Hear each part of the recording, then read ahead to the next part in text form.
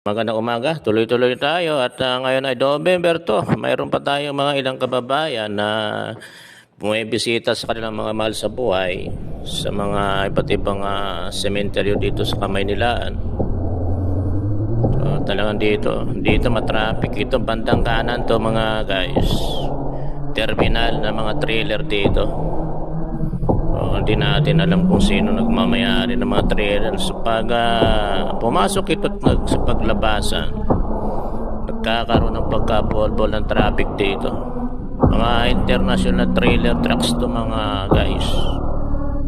So, napapansin ninyo, ito, napahinto tayo saglit. Itong taxi, napapansin nyo itong taxi. Merong batang nakalabas yung ulo sa isang parte ng bintana ng taxi at hindi yata napupunan ng driver.